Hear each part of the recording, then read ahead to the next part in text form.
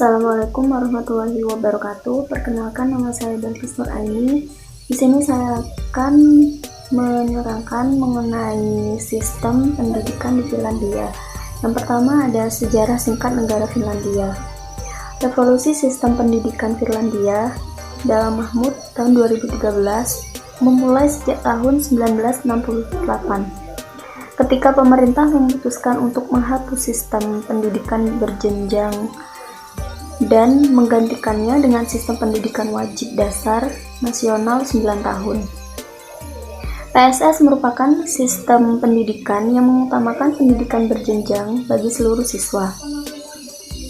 Sistem ini dinilai tidak efektif karena pada kenyataannya terdapat perbedaan kemampuan murid dalam menerima dan mencerna ilmu yang diberikan. Siswa tidak lagi mengejar angka dan peringkat selama menjalani pendidikan wajib dasar 9 tahun, namun mengejar pemahaman dan penerapan ilmu yang diberikan sesuai dengan kurikulum pendidikan dasar nasional. Sistem peringkat, baik peringkat siswa maupun peringkat sekolah, serta sistem evaluasi ujian nasional untuk kenaikan kelas di tiap jenjang pendidikan wajib dasar nasional 9 tahun dihapus. Pendidikan dasar difokuskan pada upaya pembentukan karakter dan kapasitas dari setiap murid.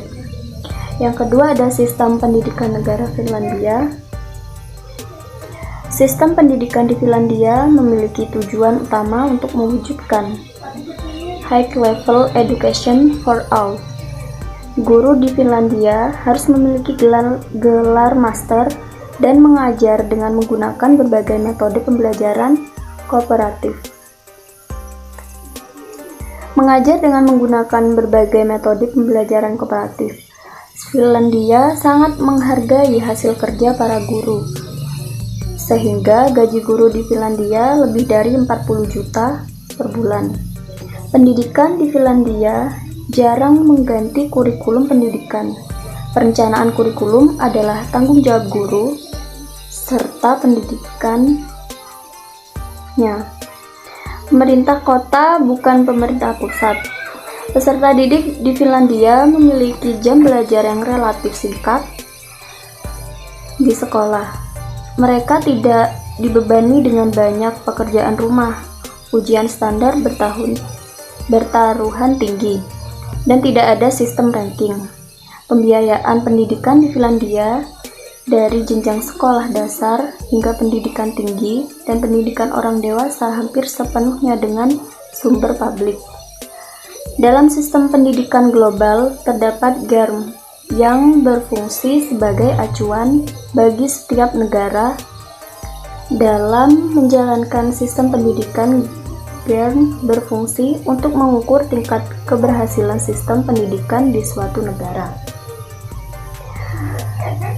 Terdapat pula tingkat pendidikan di negara Finlandia. Pada tingkat ini terbagi menjadi 6. Yang pertama, pendidikan prasekolah, pendidikan dasar, pendidikan menengah atas, pendidikan umum, pendidikan vokasi, dan yang terakhir pendidikan tinggi.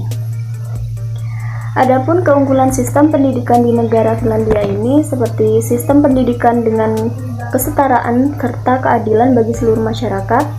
Yang kedua, pendidikan berbasis inklusi sudah diterapkan. Yang ketiga, biaya pendidikan yang ditanggung oleh pemerintah. Dan yang terakhir, ada kurikulum. Adapun kelemahan sistem pendidikan di negara Finlandia, dari keunggulan sistem pendidikan Finlandia terdapat kekurangan. Yang pertama, hanya bisa diterapkan pada negara kecil. Yang kedua, tidak adanya standar ukuran yang pasti untuk melihat perkembangan anak secara berkala. Hal ini dikarenakan tidak adanya tes secara berkala. Dan yang terakhir ada kesimpulan. Disimpulkan di sini berdasarkan pada kajian teori yang sudah diuraikan dapat disimpulkan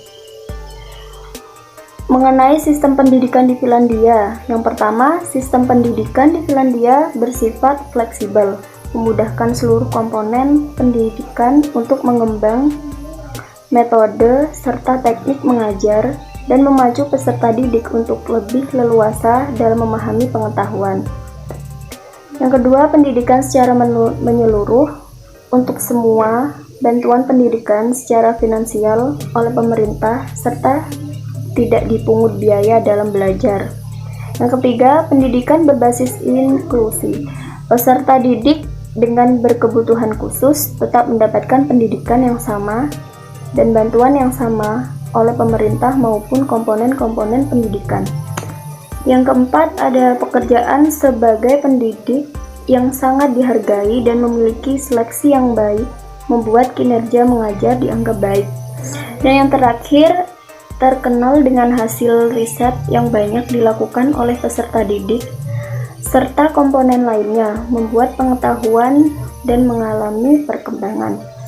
Mungkin cukup sekian yang bisa saya jelaskan, kurang lebihnya mohon maaf. Assalamualaikum warahmatullahi wabarakatuh.